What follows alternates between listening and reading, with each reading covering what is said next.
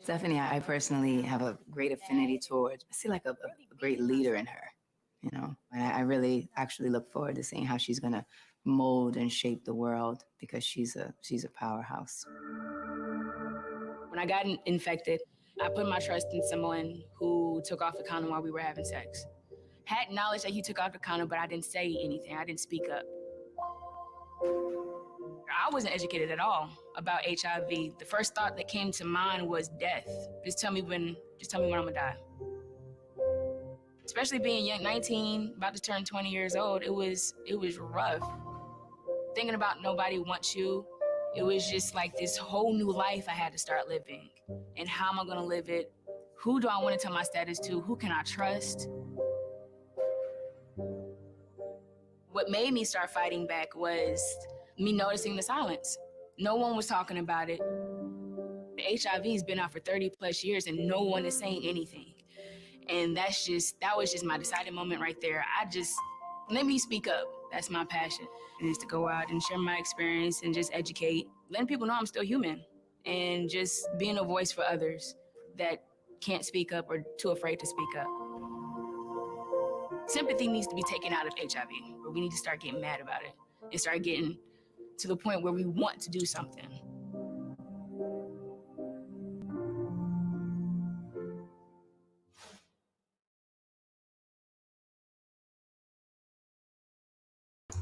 All right, guys. So, with that being said, ladies and gentlemen, boys and girls, children of all ages, thank you guys so much for tuning in to this edition of Art to Heart.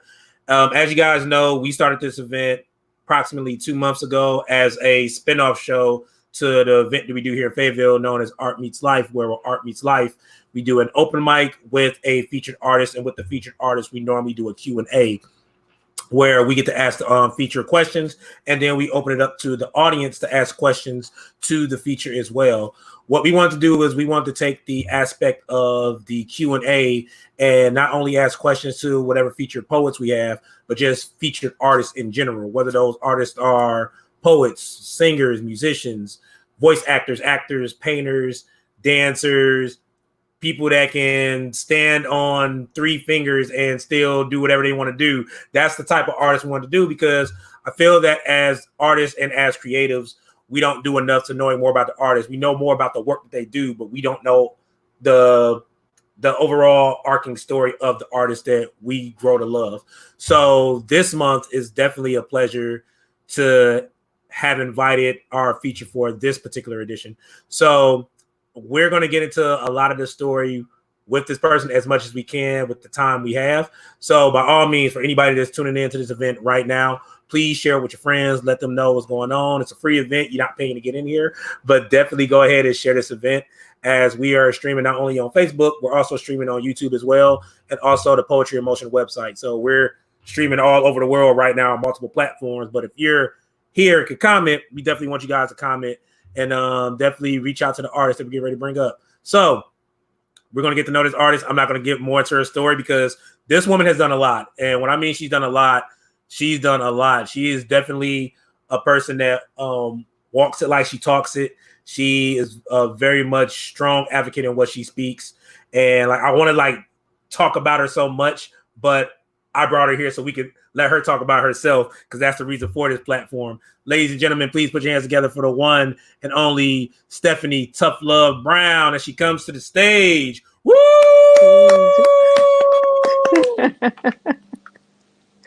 Peace, I know, right? peace, I know. peace, peace. I was trying not to go all knee deep into it, because I know me. I can talk a good game when I need to talk it, especially when it's introducing my folks. But you fam, so how you doing? I'm well. I'm amazing. I'm just, everything is on the up and up. So I can't complain, brother. Good. So we did this before, but this is going to be a little bit different. So last time we've done this is when you featured actually at Art Meets Life, and we were around people, you know, right. COVID and everything, you know, and plus you're in a whole nother area now. But the good thing is that we actually have the luxury of doing this from a digital aspect, and I can get to share some information while you're talking, just like the screen that's doing that little ticker that's scrolling across saying who's featuring at the bottom. So you'll see it when I give you the video screen later. So we're going to go ahead and start with icebreaker questions. And then we're going to start getting to the nitty gritty, as they say. So first icebreaker question for Tuphlove.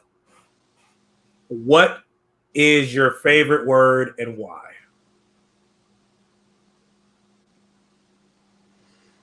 Impossible right now. So I have 2 words. Okay, go for it.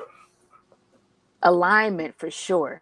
That word has just been ringing like crazy, especially the beginning of this year. And impossible comes, or I guess marries that, because when everything falls into alignment, nothing is impossible. And of course, I know some people out there, especially the creatives, the poets, you've seen where you break down the word impossible, it's I'm possible. So being able to, having the possibility to manifest everything around you, having the possibility of really just witnessing the alignment of everything that's just happening in my life, that is like the definition of my life right now, the way that things have been falling into place. So I'd say those 2 words right now. Okay. So what is your least favorite word and why? Can't. Like all the negatives. I don't like negative words. I don't like negativity. Like all of it can just die. Just can't. Like I don't believe there's anything that you can't do. I don't believe that should be in your vocabulary when you have dreams, when you have aspirations, when you just have a vision. Like it just weighs down on everything that you can think about, So yeah, that's just like my least favorite word.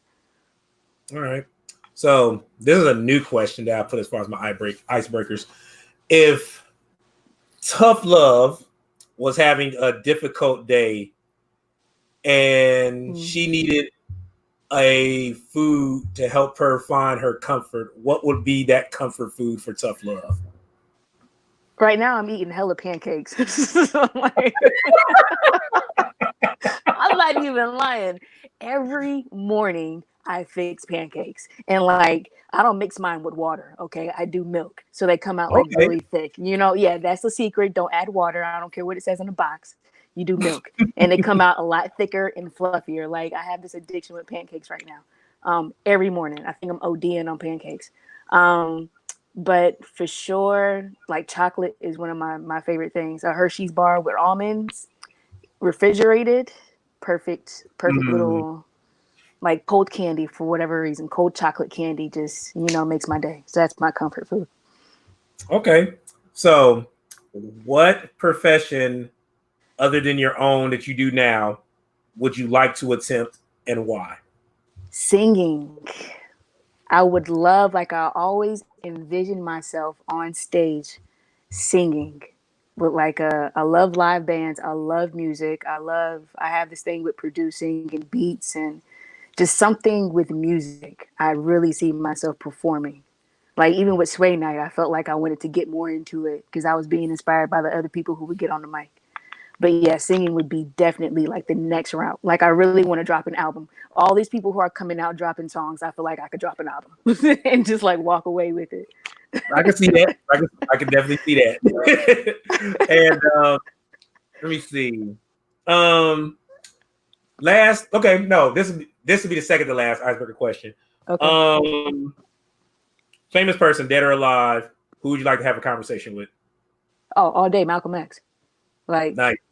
That's just my hero. Like just to sit down and to hear a one-on-one, not even a lecture, like just a straight down-to-earth conversation with this man, to hear his experiences, just to gather his teachings before and after the Nation of Islam, everything that he's ever learned, especially after his trip to Mecca. I feel like that would be the most powerful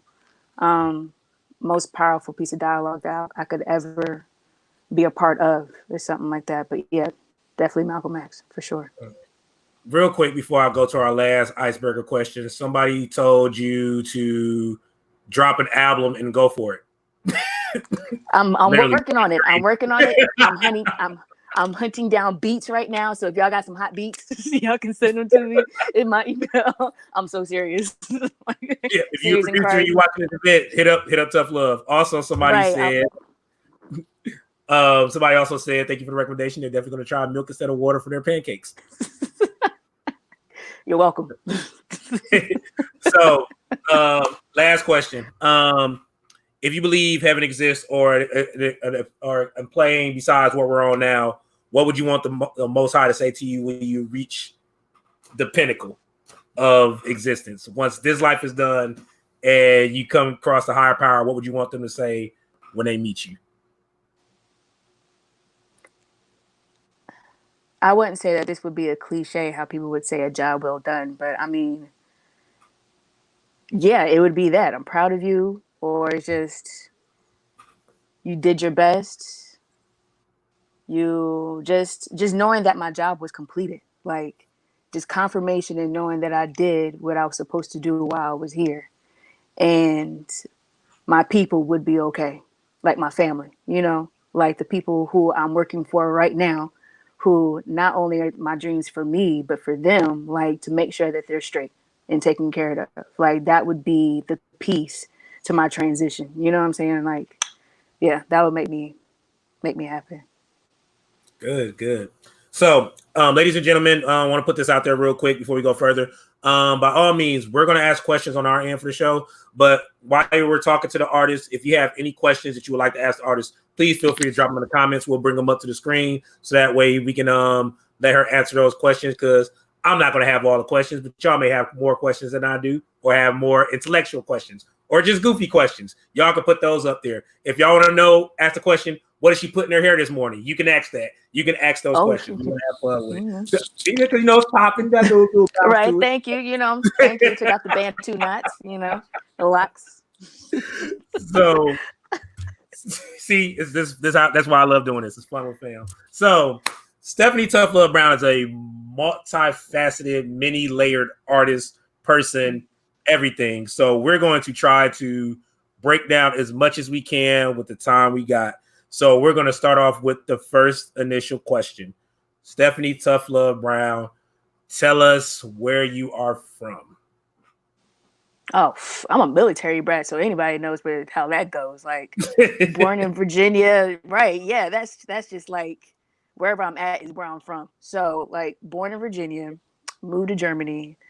New York, was in upstate New York for a few years, like 6 years or so, and then moved down to Fayetteville. Was in Fort Bragg for about 20 years. So definitely Fayetteville is my home for sure.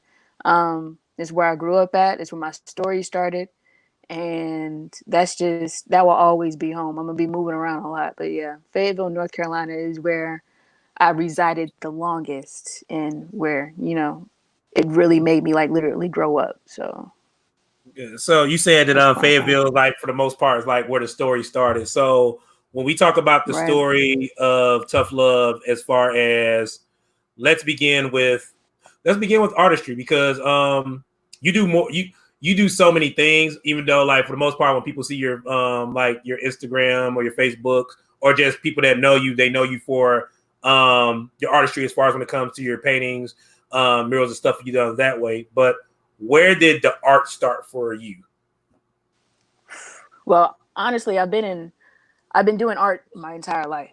Like, being a young child, I would be in my room and I would draw. I would enter into drawing contests at school, and um, being an artist has always been in my family, like creatives. So I've always been an artist. I started getting into my paintings in 2012 when I decided I wanted to try my hand at painting. So I picked up like the 16 by 20 canvases and a starter kit of paint, and I just had my hand at it, just tried it, and it just blew up from there. Shout out to Kevin Brooks, who was one of the first people to buy my paintings. And that's when I knew that there was something to it, because I started to see it just flourish, not thinking anything of it, not thinking that it would flourish. It just started from there. The reason why I started getting back into my artwork, because I let it go for a while. I started to I picked up I opened up a sketchbook. I had this old book that I had put together from junior high, and I was going through a lot of depression, and I knew that my artwork or just me sketching was just my way of kind of releasing, not knowing how much it was going to be beneficial to me to get back into it. But after seeing my book from high school, from junior high school, I decided to get back into the sketchbook. I created this beautiful sketch called The Awakening. I've shared that. It was actually on my shirt in the Empowered campaign. I drew it on the shirt. And that was just all the emotions that I was feeling from my life, just like the rebirth that I had, with the depression, with the field of HIV, the diagnosis, everything. And I just put that into a sketch, and that's when it just kind of blew up from there. And that's when it really became my meditation, was for me to just kind of drown myself in the paintings. I picked up the paintbrush and the canvases and everything, and that's when it just kind of bloomed. So you had definitely hit on some topics that we're going to definitely get into, but something you said as far as like it helped you as far as with your depression. So was it beneficial, I guess, for you? Because like Neil Ray, who's an artist here in Fayetteville, North Carolina, who always said like if no one will ever listen, the page will. So for you to go to painting as a way of dealing with your depression or stress or anything of that nature, did you go to that more so because at the time there wasn't enough people that would be around to listen to you, or was it just easier to go to art instead of going to a person at that time as far as for what you were going through at that moment? For me, my misery doesn't like company. Like I stay to myself, so like me, I lived by myself. All my family had moved out of the state. I was paranoid for the most part. Even though I was sharing my story, I was still to myself. Like that was where the moments that I did get away from working or going to school at the time. Well, not even, because by the time I started painting, I wasn't even in school. I had graduated. But I'm not the type to just go out and just like share my business with anyone. Like it takes for it to be a purpose, like Sway Night or sharing it for a cause. But personally, I just stay to myself. Like even now, I still stay to myself. I guess that's just the Scorpio in me, or whatever the case may be. But it just turned out to be my way of one. I always like to challenge myself too. So when it came to something new like painting, I was finding myself to be proud of something again, like accomplishments. So the accomplishments, and then not being able to really go out and talk to anyone, I was able to kind of like just have that moment to myself, to be with a canvas and some paints and discovering something new that kept my mind occupied. But at the same time, my mind was just kind of releasing and working through everything and being at peace, and then being able to look at a piece when it's done is like a sense of, again, that accomplishment that just kind of falls over you to say, yeah, I just did that. And now Right. I want to be able to share it with someone. So it's just like it was like a lot of inner work to build myself back up. I kind of say that, not kind of, I do. I'm a huge, I like to say that you have to be your own advocate. You have to be your own advocate as far as like being your biggest cheerleader. And painting helped me to be my biggest cheerleader. Like for me to see my work on the wall after I was done with it and then create more. And then seeing other people enjoy it. That was the biggest highlight, for other people to connect to it. So it was for me to release and for other people to connect to it in the words that I really couldn't say to anyone, that was the release for sure. Yeah. So which came first? Was it the paintbrush or was it the pen? The pen. The pen? Yeah, see, a lot of people don't Yeah. know about people know about the book, but they don't know about the writing part of you. So that's why I want to throw Right. that little jab in there real quick. Yeah. Yeah, that's real. So That's cool. Yeah. yeah. So okay. So before we go to the next part of that, and I want to kind of stick to the art part because, like I said, you're Yeah. multi-layered. So I'm trying to break it down from one part to the next part to the next part, then bring it all together in the pot we cooking. So with the pen and the paintbrush, when do you decide which artistry is better for a particular moment that you're in? So let's say if you're more stressed, do you feel that you need to paint more? Do you need to write? When you're happy, do you feel you need to write more? Do you need to paint? I allow that to flow like water, brother. Like seriously. Like if say I just come from the lab working on a painting and something tells me to pull out my journal, I just start writing. Like I don't see it having a place. Like either one of them have their place. It just happens when it needs to. I do remember points where I probably couldn't get any canvases or something, and I knew I needed to release because I'm a creative. I have to create every single day, whether it is that I'm creating my space or I'm writing or I'm painting. Like there were times where I couldn't paint, where I knew that I had to write something.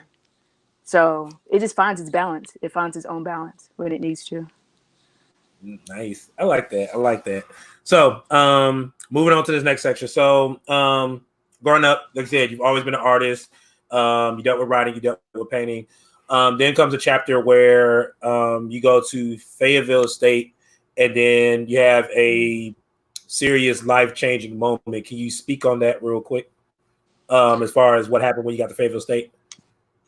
So Fayetteville State, this was the end of my freshman year at Fayetteville State, and I ended up really sick.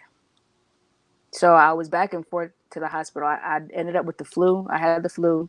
And then I was having, a lot of people don't know this part, but I was having surgery for an umbilical hernia. So I was back and forth to the hospital a lot.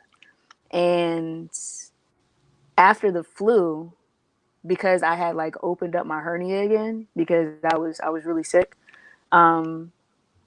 I went in, and then I had like just an annual checkup. So I was in the hospital a lot thinking about it. The checkup led me to take a test, and I came up reactive on an HIV antibody test. I asked, "Do you want to go ahead and get tested for everything?" I said, "Sure." So I, like a couple weeks or whatever, went by, kept getting this phone call. They told me I had to come back into the office, into the doctor's office. I did. And that's when they told me. I sat down, and the doctor came in. You can see the look all over his face. And he told me that I came up negative for everything else, but the HIV antibody test came up reactive. So immediately it was just all these questions about my future. Everything was just in question. I was in school, didn't know if I was going to graduate, children, parents, everything just started rushing in. And that's when the depression started to sit in, because I didn't know where my life was going to go to next. Again, that was the end of my freshman year. This is like the summer going into my sophomore year at Fayetteville State. So I'm beginning, and then I felt like I was just a burden, or I just felt like, even being the first one to go to college on both ends of my family, my mother and my father's side, I felt like I just completely failed. Like it hit hard for me, but I knew that I couldn't stop, because if I were to take a break from school, then I don't know when I would go back. My parents wanted me to take a break, but I told them no. I didn't want to take a break. So I just occupied myself. I changed my major. I was going in for nursing, and because I had this epiphany, this thought or whatever, that I didn't want to be in a hospital and work in a hospital at the same time, I changed my major to went from psychology for a very brief time, and then it went to mass communications. And shout out to my homegirl, my sister Emily. She introduced me to that field. I was familiar with it, and then things started to pick up from there when I decided to focus more on public speaking, because now I started to see my path and figure out what I wanted to do, and I knew that I wanted to do something about what was going on in my life. So um, 2009, I started working for a nonprofit that was located downtown Fayetteville called Cape Fear Regional Bureau for Community Action. And I started working inside of the jail. Well, working for them, we would go inside of the jail, and that's when I started sharing my story. And that was rough, because I'd never shared my story with anyone before. Backtracking, I had, and these are some things that I share in my book as well, for those who have read my book. And backtracking, before I started working in the field, I was dating someone who I didn't disclose my status to. And when he found out, he went to go on this whole rampage. I mean, he completely humiliated me in front of all of downtown Fayetteville and where he was from. And that's when I knew then, after that happened, I was like, I'm going to take control of my story. No one else is going to share my story. Like, nobody else is going to tell my story. I'm going to tell it. If anything else were to happen, it's going to be me to share it. So that's when I started really speaking. And I went to the nonprofit. And again, I got hired on the spot to start sharing my story in jail. And that was an experience on its own. I had some people who would tell me thank you. I had some people who called me everything from A to Z in the book. I mean, that's when I started to realize the lack of education, the lack of, and it was my own people for the most part. It's just this fear that people have. Like, fear really sets in the minds of people, and they become so just ready to attack and ready to just they just want to be on guard. They want to say, do things just out of the fact that they just don't know. And when I realized that people just did not know, and that's when you hear in the clip how I just wanted people to know that I'm still human at the end of the day. I don't care what anyone else is going through. Like, we are all going through something. It's not up to any one of us to sit there and judge the next person just because you hear their story. You haven't even sat down and had 2 words with this person yet. And yet you can call them everything in the book and not know now. And it says more things about the person who's judging than the person that they are judging. Like, that's what people have to realize. And I mean, but from everything that I was experiencing, it definitely made me build a backbone. It made me fight even more to keep going inside the jail. I worked there for about 2 years. But I remember the first 3 days I was there, my body like broke down just because it was so much on me. And the tears and the anxiety of walking into the jail. And if you've ever been a woman to walk in a jail pod of all men who have not seen a woman in years, and they're coming from the feds, they're coming from a different state or something, and they see you, it's like it's wild and it's stressful. It's very stressful. And yeah, man, that my whole experience, my college experience, wasn't me going to football games. It wasn't me joining any clubs. It was me writing papers. Every single paper I did, I made sure it was around HIV, just so I could learn. I stayed in the books as far as finding out the who, what, where, when, why, and how this thing just came about in the history.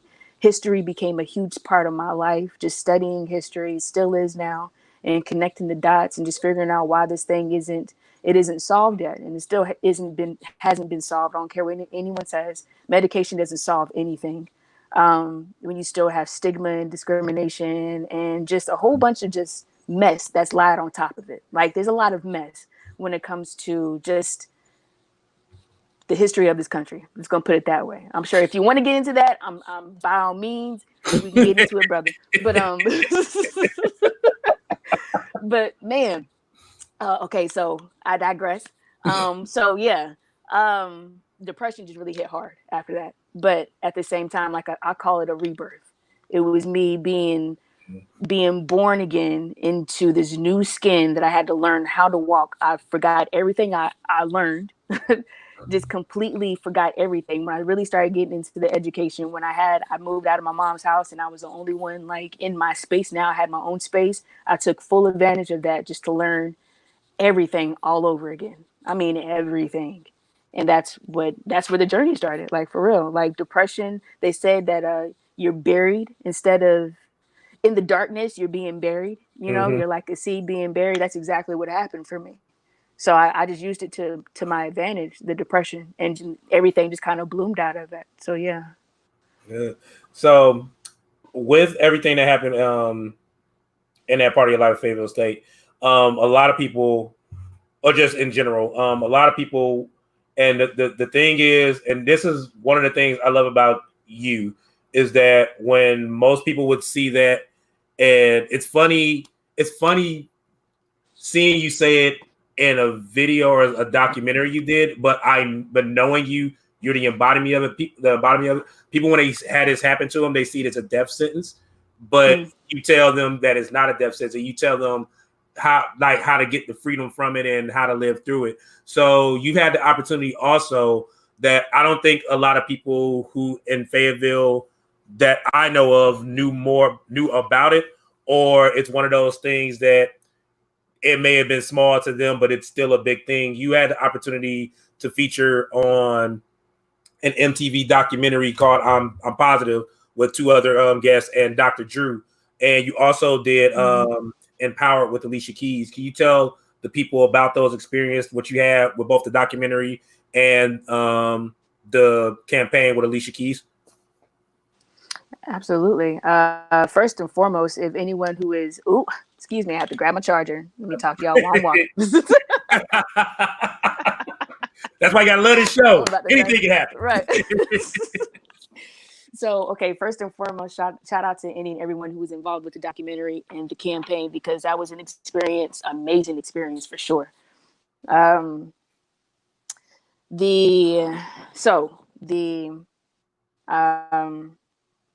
documentary.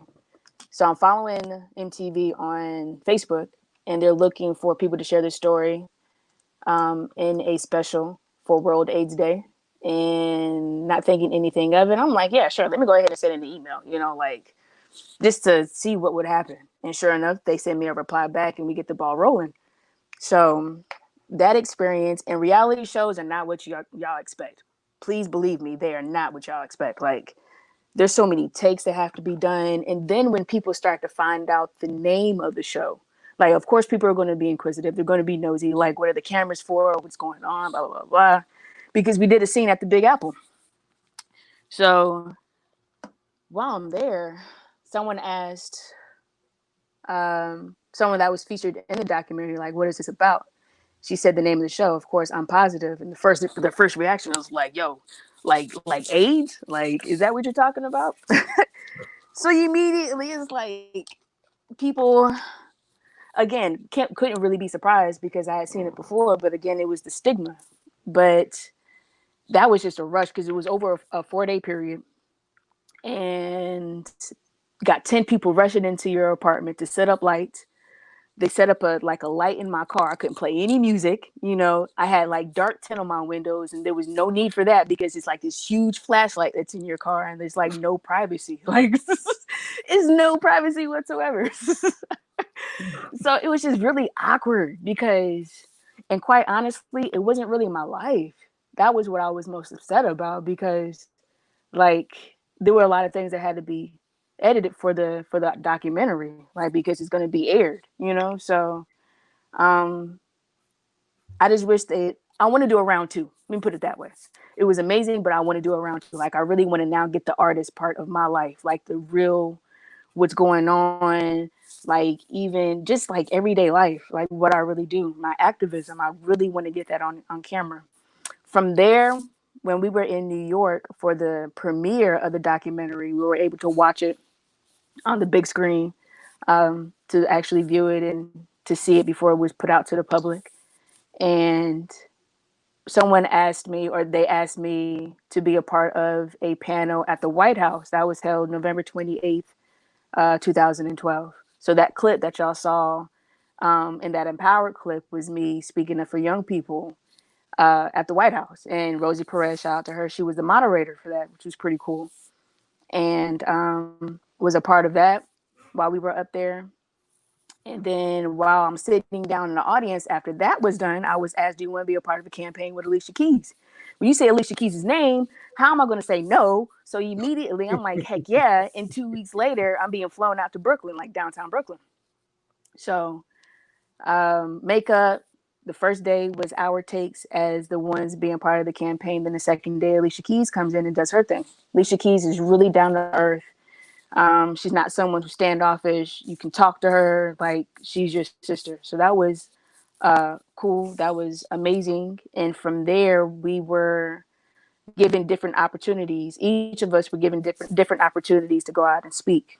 So because the campaign had launched in 2013 for Women and Girls HIV Awareness Day in March, after that, we just started getting different speaking engagements. And that's how I got an opportunity to go back to the White House towards the end of the run for the campaign. Went to California, was back in New York and in Harlem at the hospital there, sitting down between Alicia Keys and Russell Simmons. Like, yeah, being treated like a star for the most part. Like, they put you in 5-star hotels.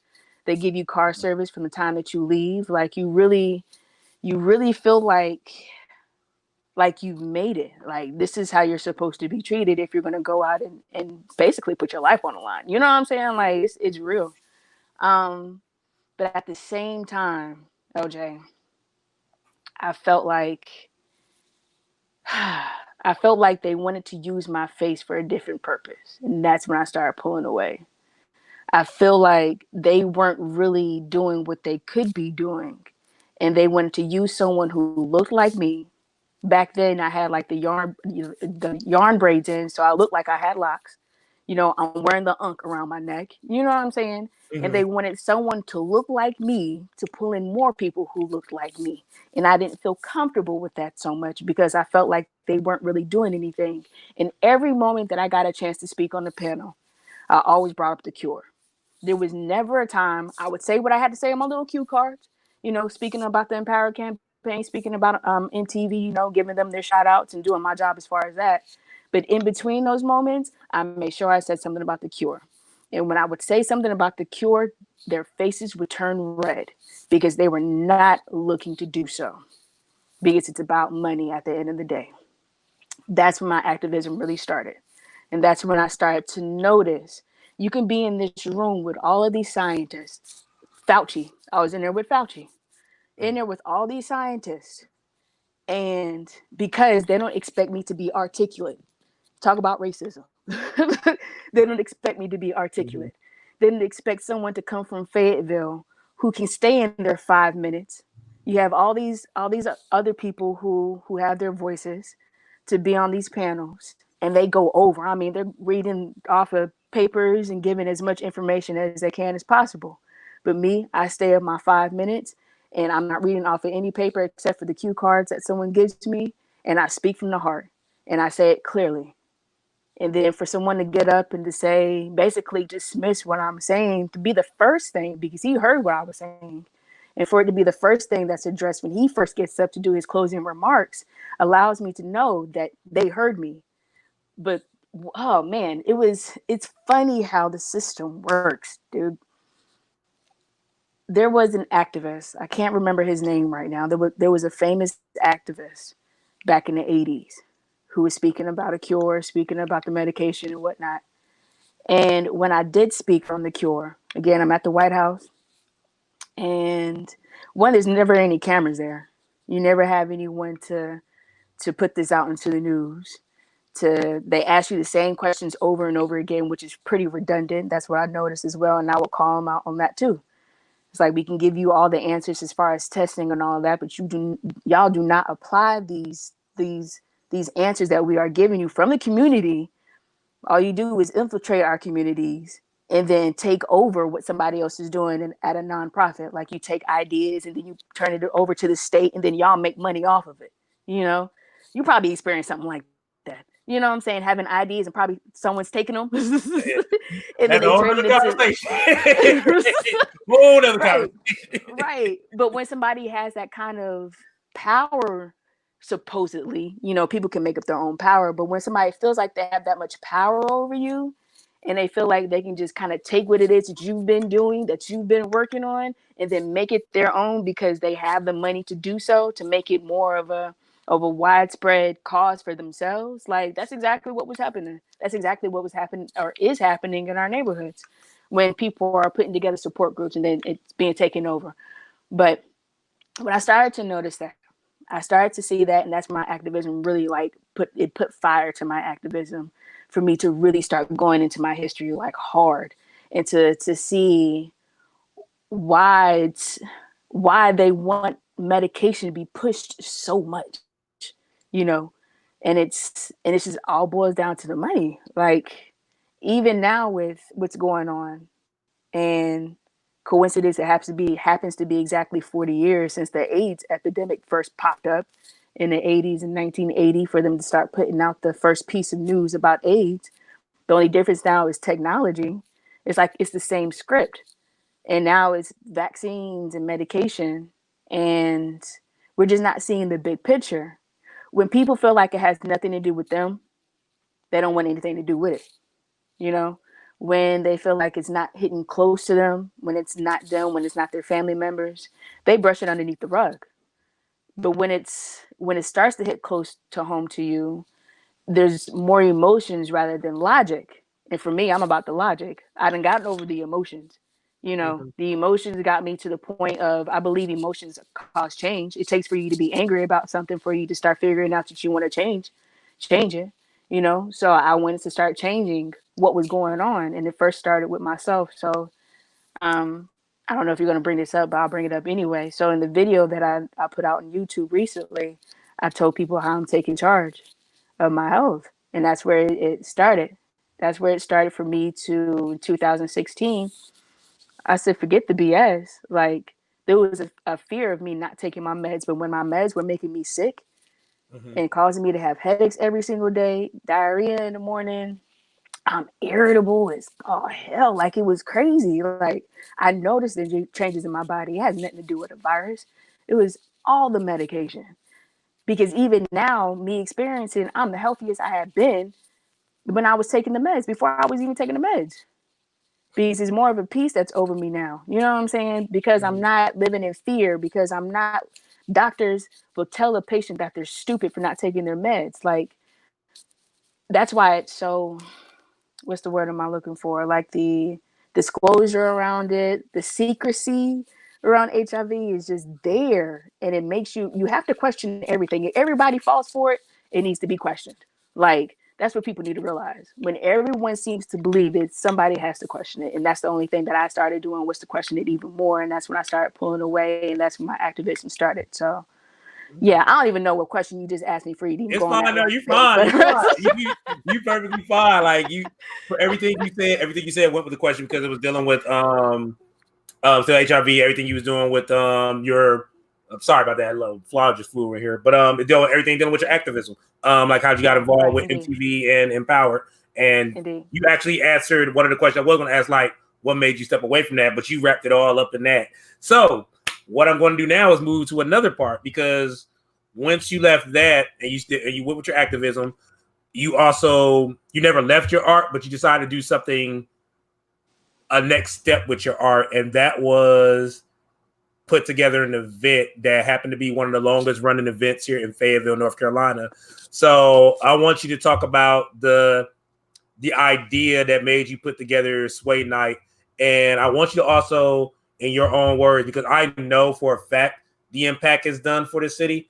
Mm. I want you to talk about how you feel that event impacted and also helped change the scene of Fayetteville poetry and Fayetteville art. Okay, first and foremost, Sway Night was the Renaissance. Was the Renaissance when it came to putting art and poetry together, like wholeheartedly. Like, the idea came from someone wanting me to host a poetry night at a club. So I was like, all right, word, I'm doing my artwork right now. So let me go ahead and incorporate my artwork with the poetry night. So I put my stuff on easels on the stage. We had the mic going. You were out there. You were one of the first people, if not the first one that I had out there that was on the mic, like besides me, you know, you were out there for real. Um, so yeah, at the club, and then it moved from the club. Shout out to Barber King, Sean, and Q, all of Barber Kings. They stepped in as soon as it was shutting down at the club. They walked in. I'm telling y'all, alignment. They walked in as soon as I was taking my canvases out to the car and was ready to leave. They pull up, like they literally pulled up, and we started planning right there in the parking lot. And that's when Sway Night kicked off at Barber King's Barbershop in Hope Mills. So we started doing that, and it just, I mean, when you have like minds who care about the arts, who are Mm-hmm. creatives themselves, Sean and Q, they're amazing artists. I mean, not only them cutting hair, but I mean even in the sketchbook and Yeah. painting. when you have like-minded people who can see the vision and want to add on to it, I mean, it's going to blossom. It has no choice but to blossom. So Sway Night just blew up. We started incorporating, the DJ had a DJ, music, food, of course the artwork. More artists started coming in. Even artists who had never showcased any of their work came out there. Even them, they started blowing up. Like, because it just inspired you. Sway Night spoken word art exhibit is what it stood for, and that's exactly what it was. And it just picked up from there, man. And shout out to everyone who has ever participated in when we always kept it free, did giveaways every single time. It was held once a month, but we did giveaways every single time. I mean, I've given away more paintings than I've actually sold, just because of Sway Night. And it was just all love, man. It was nothing but love. When you came through to a Sway Night, best believe that you didn't find anything else that was like a Sway Night. That's for sure. That's just with straight up confidence, because that was my baby, man. And I'm looking to take it and continue it, wherever I go with it. But I mean, there's nothing, it's going to be nothing like how I was in Fayetteville, just because, you know, that's home, and the people I was working with and everyone who supported it, including you, LJ, who put their hand in it in some way to help out.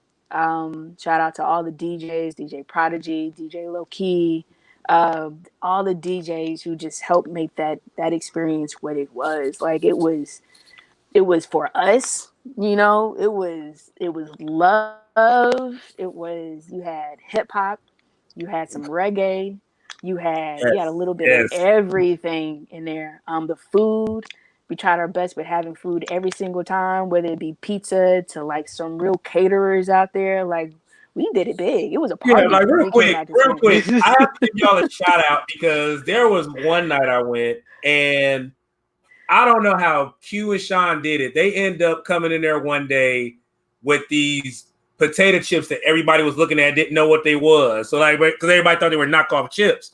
I walked in the building, and as soon as I seen them, I went nuts because they're known as Better Made chips, and they sell them in Detroit. That's the only place you can get them. I went nuts, Okay. like almost bought like bags of them, and was telling people like, "Why the hell y'all not getting none? Y'all stupid!" Like, I literally, that's a whole other story though. Like, seriously, because it's like that was home. So it's like if you Okay. it's like if you go, like if you know your home and you know the good things about home, and you see them in a city that nobody knows and nobody knows about it, you look at them like, how do you not know about this? So it's like, that's how I felt. Right. That's cool. Yeah, shout out to y'all for that. So with Sway, you did phenomenal stuff, and then even with Sway, you brought in fantastic artists. You brought in motivational speakers like Life. Shout out to Life. Shout out to Life, man. Yes, Definitely. And the thing I think that that happened with most events. So like with most events, at one point, it moved around a little bit, but it always found its way back to Barber Kings. But then all of a sudden, out of the blue, Sway was getting ready to start back up, and it was going to start back up in a new home. But it didn't. So I guess the question I want to ask as far as with Sway was, because of knowing how putting together events are, they're your babies, and you do everything you can to make them grow and continue. What was it that came in your mind where you was like, you know what, maybe you felt, and it may not even be the case, but what made you think that you felt it may have ran its course? When I just felt like all the ties, like I kicked and screamed. Like I literally, y'all have no idea. I literally kicked and screamed to have at least one more Sway Night before I came out here, because I really wanted to get that moment to see everyone's face, and just to have that dynamic night again at least one more time, and to explain that there was going to be a point in time where I was going to move. Like that was going to be my announcement, to say that there's going to be this transition, and to give my thank yous for the most part. It just wasn't in my hands. It was not in my hands. Anybody who's heard an update about my story, like 2019 was hella rough. And it was in the beginning of 2019, I lost my home and my car within like 2 days of each other. So I wasn't able to move around like I wanted to. I was living from house to house the entire year up until January. Well, really, honestly, March of this year is when I moved out here. But I wanted to have another sway night by the beginning of this year. I wanted to have another sway night for sure. And y'all, I literally kicked and screamed because I had got sick. I got sick with strep C. I had strep C in January. So the person whose hands it was really in, because they had access to the building, felt like I didn't need to do it because they were worried about my health. But I mean, I wasn't worried about my health. I wanted to do it because I know what Sway Night did for me and my spirit. You know what I'm saying? Like that was me. That was me all day. So it came down to me having to find a new location because that location wasn't working. And I was just like, you know what? Because I wasn't getting any help to look for the new location. Like looking for it is one thing. This is what people don't realize when you, especially when it comes to advertising an event. Yeah.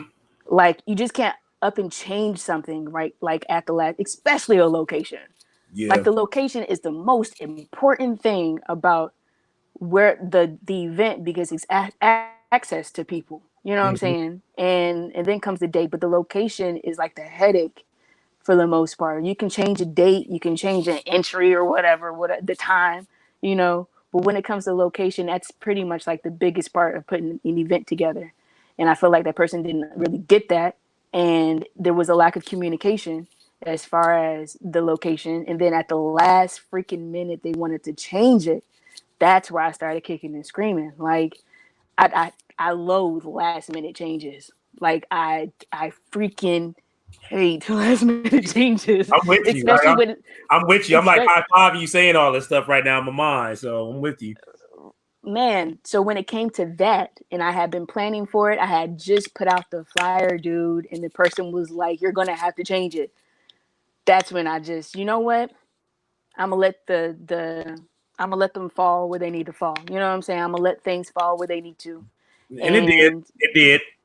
Right, it did. Right, it did. But Right. But boy, trust and believe me, y'all. I fought to have Sway Night as best as I could to give it the location that was really fit for it. And there was a lot of planning around it, but at the very last minute, it was changed, and that wasn't even up to me. So, yeah, I really wanted to just see everyone's face. I really did before I left Fayetteville, because I knew my ties with Fayetteville were being cut, like literally being cut from the house to the car to honestly like 95% of my stuff having to be tossed. And that's a whole nother story. Like I literally came here with my paintings and my clothes in trash bags for real. That's what it boiled down to. And I mean, everything I'm not saying for anyone to worry or to feel sorry or whatever the case may be, or any kind of sympathy, because I'm in a really good spot right now. Like I'm with family, and those are material things, completely material things. I can get that all over again. Everything happens for a reason. I'm a huge believer in that. But yeah, Sway Night. I would love to host another Sway Night in Fayetteville at one point, where I'm just like visiting. I'm not going to live in Fayetteville. Fayetteville for me was just like, it was done, as far as living there, residing there. But Fayetteville will always be a place for me to come and visit. I want to see when all this COVID-19 like lifts up. I want to be part of poetry events again and see all of that just jumping again and be a part of that. But I would love to host another Sway Night in Fayetteville, and it's going to be at the barbershop. It's going to be back at Barber King's. I'm not going anywhere else. Like that was just home.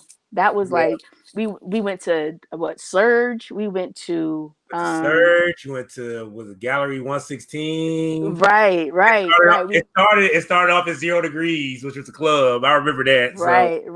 But that's the unique thing about Sway. It was like, and that's what I mentioned earlier. I was like, regardless of the moves you made, because at one point, and it wasn't like you left Barber King. And this is my personal opinion, because I don't know the inner workings. It's not my business to know the inner workings, but I know that even though you left Barber Kings at certain points, it wasn't because you was trying to leave Barber Kings. It was just it was a lot of people coming in that space, and you can only allot so many people in that space. When I mean, like, I don't know how many places they sit, but you have people literally standing up or having to, like, they had to open the door so people outside could see what was going in.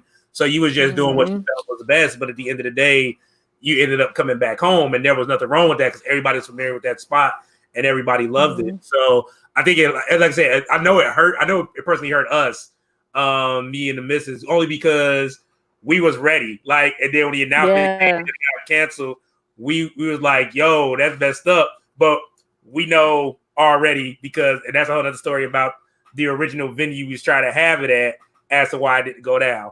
But and then when you announced you left, it was just like, oh man, I hope it wasn't like nothing crazy or anything like that. But one thing about you saying that you're at a good place now, do you feel, because I'm a firm believer in sometimes you have to get back around a familiarity of something that's been missing for a minute and help give you that recharge and that inspiration you need to start creating, or the inspiration, the motivation to, let's say, okay, I had that moment where I paused. I thought I was about to end up being in a bad spot, but this is what I needed and I didn't know all that time. Do you feel that's what you got when you moved back to where you're at now? Did I? Like, it was nostalgia coming here. So, yeah, it was exactly what I needed. Like what you just said, you summed it up perfectly as far as something I had been missing, like a piece of the puzzle that has been missing for quite some time. And it's not like it was not necessarily forced, or I don't know the word I'm really looking for, but everything takes its course. So for me to come back here, it was everything I needed as far as inspiration, support, and just love, like genuine familiarity and love that I really, really needed to, like, literally go back to base with where it all started. Like, my favorite color for a while had been red, right? And I'm a big believer, if anybody who's seen my paintings, I'm a big believer in chakras. I'm a big believer in colors. I believe in the science of colors. So just using this as an example, my favorite color was red for a long time because I was in warrior mode. You know what I'm saying? I was in this, people don't know that Mad You, before there was Mad You, it was called Red Panther. But because somebody else had the name Red Panther, I had to change it, and then Mad You came up. I didn't even know that. Turn it. Right. See, yeah, little fun fact, you know what I'm saying? I didn't know that. So it was called, that's where my like email looks crazy, but it's called Red Panther. So there was this whole, the Jaguar, the inspiration for the Jaguar, the Panther, my color red, and I even still have it on my nails to this day. But when I was a child, my favorite color was blue. And when I came here, blue started coming back into my life. So that's how I knew that I was on the right track. For whatever reason, blue just became my favorite color all over again. It may have been because my throat chakra is opening up, the blue. It may be because there's peace back in my life right now, because there was a lot of like hell going on for the past year or so, even for the past 14 years, doc. Like from 2006 to last year, those years accounted for was something that I was still missing. I was doing all this activism, getting into my artwork and meditating, and as far as my artwork and having my space to myself and doing all this growing, but I knew that I needed to be here because I did not need to explain myself anymore. So to be around family. So I'm with my pops. My pops is my heart. That is my heart. Okay, I'm a daddy's girl to the day I die.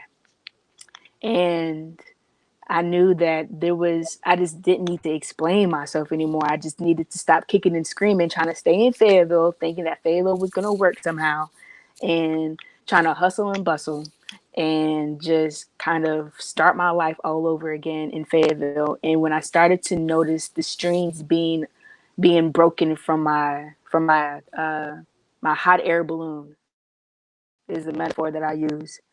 All the strings were being broken from the ground. They were being cut from the ground. And I'm sitting there trying trying to tie the strings again around my balloon. And the more I did that, the more another one would break. So eventually I got into that balloon. I made that call, and that's when I came here. So when I came here, this healing, a lot of things I let go of. I was smoking a lot of weed. I was smoking a lot just because I was super, super stressed. Super stressed. And I felt like everything has its place. At one point I had stopped, and then I started back just because I had got sick and got tired of taking pain pills. And then this whole transition as far as like the house and the car and everything was just a big toll on me. And I just allowed it to be in my life for its reason. You know, I do believe it is a healer, you know what I'm saying? But you know, we have to be careful nowadays with all the chemicals that are in it. So y'all be careful. Grow your own if you can. Um but yeah, I was doing a lot. I was doing a lot just to kind of suppress what was going on with me. And when I moved here, all of that had to be lifted. Like I had to like completely change my way of adapting to the change that was going on around me, this transition. And I didn't need to put up a fight anymore. Y'all, when it was around Easter, when I just broke down. I just Mm. completely broke down in his arms, and he just told me, "Stop running. You don't have to run anymore." That's when it clicked. And So that's when it was just like, what's up? real quick, I mean to cut you off. I'm sorry, but somebody just asked the question. Yes. The question is, where is here? Where are you? And where are you now? So I guess it's like a question as to Oh, where you're at physically and where are you now in general. okay. So I'm in Clarksville, Tennessee now. Um, Clarksville, Tennessee, about 40 minutes outside of Nashville. And yeah, that's where I'm physically at right now. So the other part is like, where am I now? Like, I don't know if that was the question. Like, You exactly. know what? It may not have been, but I'm gonna like swing it that way just in Right. case. So, So since you're swinging it, tell me which direction, like as far as like spiritually or my artwork you or like. know what? Let's go. Let's go professionally because it's going to get into the next question I'm going to ask you after this. And Professionally. Oh, she said spiritually, so the person said spiritually, but we'll do spiritually and professionally. okay. Well, spiritually, I'm just me turned up. Like that's how I can put it. I'm just I'm, There you have it. everything is still I'm strong, man. I'm learning more to be not even strong. I'm learning to be soft. Mm. And that's not even, we look at soft and being in a negative term or like a weak way of looking at it or being or um but as a woman, like I had to get back into my emotions because I've had to be my own protector for a long time. Like I had to be the one to look over me while I'm stepping out in Fayetteville. And people know that Fayetteville can get rough, you know, and especially being a young woman by herself. Like people think that I'm mad all the time just because of my face. Like I have a really serious resting face, but it's just because I've had to like really look over my shoulders. I've been told that somebody actually like literally walked up to me and told me I had like the best resting face. But it just comes natural, and two is because I've had to always look over my shoulder. And I've always had to be like the masculinity, my testosterone always had to be higher than my femininity, you know what I'm saying, my estrogen, just because I had to be my own protector. But now that I've been here, I've laid that down for somebody else to do that. And it feels good for the first man in my life, my dad, to finally do his part. And for him, it brings him peace to know that his baby girl is okay.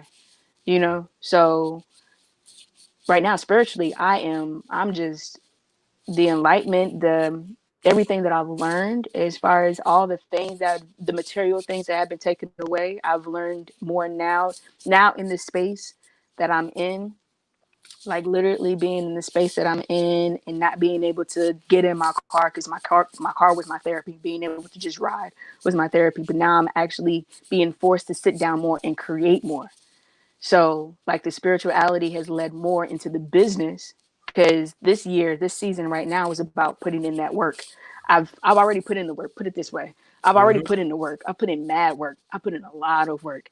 Now it's time for me to reap the fruits of my work. That's where I'm at right now. So business is just, it's picking up like crazy. Like the support, didn't even realize like how many people really supported me on social media until I started posting my artwork again this year. And I've had mad people buy a lot of paintings. Like it's, I didn't even realize how tiring it can be, because it's easy for y'all to pay for it. It's another thing to have them shipped. Like y'all have no idea like the work that has to be put in.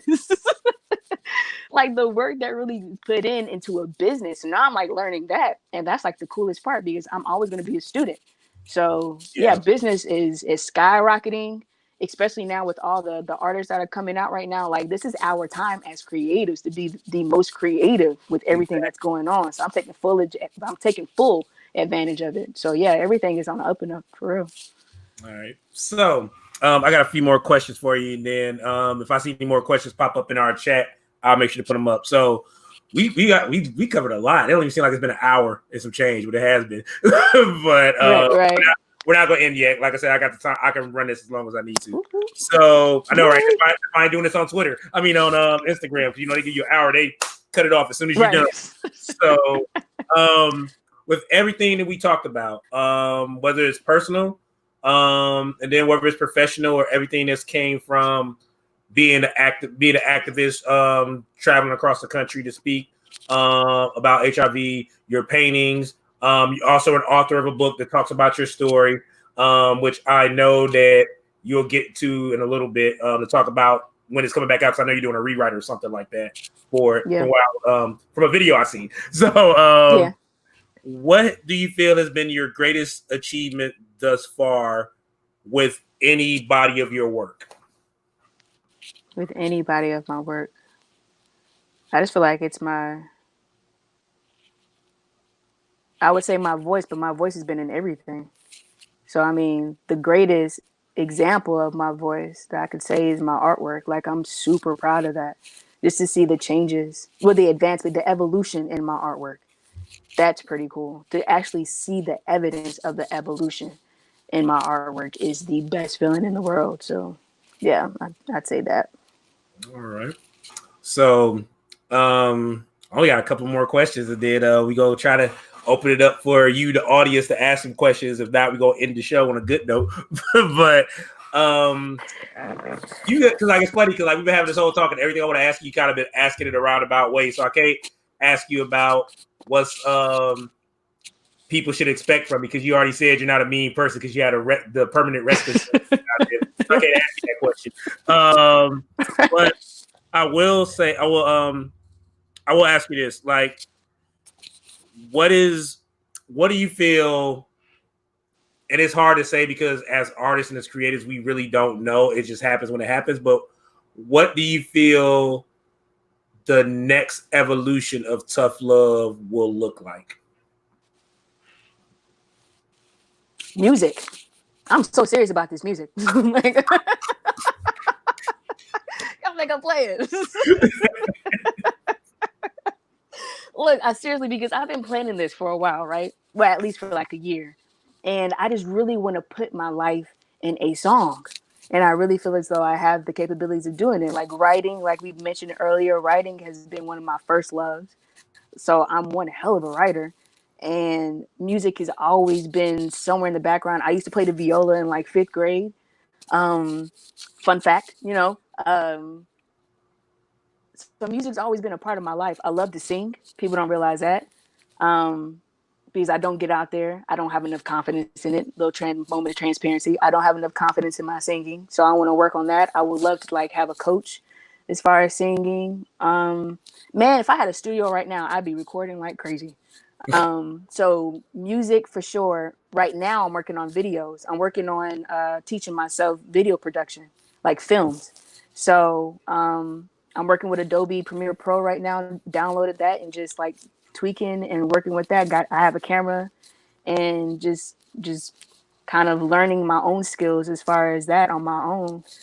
There's so many things, man. Like our creativity just doesn't stop. Photography is something else I want to get into for sure because I have an amazing eye for details. But just everything, every single thing that I know I could put my voice into, my expression, my story to captivate that and to help other people share their story. Like that's what I want to do with photography. I want to create. I have this vision right now, like creating this series of. Oh, I'm not gonna share my ideas because I don't want somebody capping on that. Yeah. But Just say right, you got some stuff in the pipeline. I got you. right. But yeah, most definitely. I just want to be able to get in everything. I'm doing film right now, get into photography for sure, music. So yeah. All right. So you have a question from someone named we can't pronounce, so I'm just gonna call her Kamaya. Oh. And the question is, do you miss me yet? Yes, Kamaya. That's so self-centered. All right. She's like, I'm not gonna even ask you I'm not gonna ask you about your career or nothing like that. We're just gonna see if you still love me. That's all we're gonna ask. I swear, people. Shout out to Kamaya too, dope poet goes by name of Black Rain. Right, yeah. Look up Black Rain, BLHUE, Rain, REIGN, by her book. I guess so I guess the last question would be I guess the last question for me would be, and I don't know if anybody's ever asked you this, and this ain't me being funny, but I'm literally saying this because I feel like it needs to be brought up to you. So this is serious. This is a serious question. This is a good, serious question. With everything you've done, activism and your artistry, a lot of people know the impact you left in the community with your art. From the artistry standpoint, as far as me being a spoken word artist, a lot of people know what you did with Sway Night because not only did Sway encompass the art exhibit, it also encompassed the spoken word and everything in between. You brought it all together. How does it feel knowing that regardless of the transition of you going from here to Tennessee, how does it feel knowing, and it may not even matter, but I'm just telling you this because I feel like I can say this. How does it feel knowing that you are part of the major pillars of what the Fayetteville poetry's history has been, knowing that you made a mark in that legacy because you have, and nobody can tell you otherwise. Nobody can't say you haven't because I will put my reputation on and say that you have. You are one of the longest running open mic events in the city of Fayetteville, North Carolina. You've done so much with your art and the event and brought community together. So knowing that, how does it feel knowing that you made that mark in Fayetteville's poetic history? I know that's a very question. Nah, it's awesome for sure. I'm gonna say this in the most humbling way possible. That's what I wanted to do. I didn't know it was gonna be with poetry though. I didn't know what it was gonna be. Honestly, I just knew I wanted to leave a legacy in Fayetteville before I left. I said that over and over and over again. And nobody who really puts in work wants their work to be done in vain. Like, we're not doing it for show. Purpose over popularity, right? Yes, sir. Like, we're not doing it for show. So I wanted to leave that legacy in Fayetteville because Fayetteville made me grow into the person that I am. With all the good and bad and all the trauma and the joy, it made me into the person that I am. So that was my goal, to go out and speak. That was my goal, to set up a Sway Night. Sway Night really was inspired by people inside of the jail that I saw that could draw, but the talent was being wasted. Sway Night was because I know I'm not the only person with a story. I want other people to share theirs. The radio show turned into a platform that was given to me. Shout out to Ray Thomas. Yeah. Shout out to Bronco our radio. The radio show was given to me to have my platform to speak, but I created it so other people could share their story. Like, and you see where they are right now. Like, yeah, I'm very proud. I'm very, very, very proud of where all of that has led to, because it wasn't about me, you know, not at all. And it's never been about me. I just use my voice as, as like I said in the video, if I can speak up so somebody else could, then let that just be it, because we all have something to share for the next person. So I knew I wanted to leave a legacy. I did that. Now I'm in Tennessee, and now I want to conquer the world. That's where I'm at. Let's do it. Real quick before we end this, I'm going to open it up for the people that's out there in Facebook land, YouTube land, or on my website to ask some questions. But while we're doing that, let us know how we can support you as an artist, because I tried to put clips up of pictures of you and your painting while you were speaking, but I know my screen probably made it look very small because I don't know how people looked at it on their TV or on their phone. So how can people support you? Where can they go? Oh man, you can find me on, of course, you can find me here on Facebook. You can find me on Instagram, Tuphlove, Tuphlove LLC. And don't have a website up just yet, but because those two platforms are working divinely right now, there is no rush for the website, but still stay tuned for that, for sure. But yeah, support, share, like the page on Facebook, the Tuphlove LLC page, my artist page on Facebook. Share that, buy some prints. I mean, it's one thing, I've gotten to the point where you can buy $20 for a print, and even if you just want to donate, Cash App Tuphlove, Tough Love, $ Tough Love. If you just like to donate, because again, thank you to everyone who has bought a painting this year, because you all are helping to make my dreams on this end come true with the things that I'm doing, being able to invest in myself, for sure, and being able to eat. There were real times where I just needed to eat. So yeah, shout out to everyone who has helped out financially. Shout out to those who have just shared a post, liked a post, commented, have just shown their love in every single way possible for them that suits them. But yeah, just catch me on, for sure, Facebook and on Instagram. All right. And Twitter. I started back on Twitter. I didn't do Twitter. Forgot I even had it as an app on my phone. But now that I have something to say, I've been blowing it up. So hit me up on Twitter. Alicia Keys still follows me. I don't know if she's reading them, but I hope she is. And I hope she's, I would hope for one day to get back in touch with her and Swiss, because Swiss Beats is a huge, he's an artist. They're both artists. They're big fans of artwork. So I hope that one day that can come back around to work with Alicia Keys again. I'm going to put that out in the air. I want to work with everyone at this point and just, like I said, expand and just grow. So thank you to everyone that's helped me do that so far, for sure. So I'm going to put a challenge out to everybody before we wrap up this show. So I'm going to put this back up here, her Facebook and Instagram. I'm going to challenge everybody that's listening that can hear the sound of my voice to find a picture of Tuphlove next to her painting, because she has a couple of them. Take that picture, post it, and then tag Alicia Keys and Swiss Beats, so that way they can remember her. I'm pretty sure they do.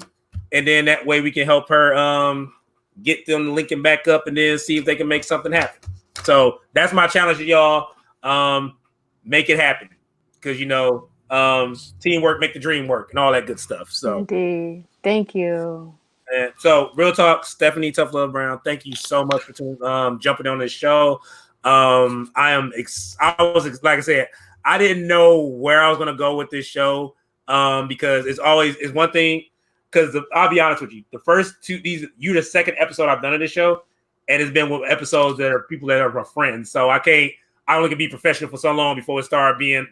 I think that's what makes the show worth it, because everybody's seeing you in the light of who you are, and I think that's what makes the show unique. And definitely hearing your story, learning a little bit more that I didn't know about you, but then everybody getting to know more about you, because like I said, most people only probably know you just for Sway Night, but some people just may only know you for painting, but some people may know you just for what you did with the activism. But now they're seeing the whole package, and why they need to support the whole package, in the business known as Tuphlove LLC, Mad You, and all that good stuff. So, any final words you would like to leave the audience?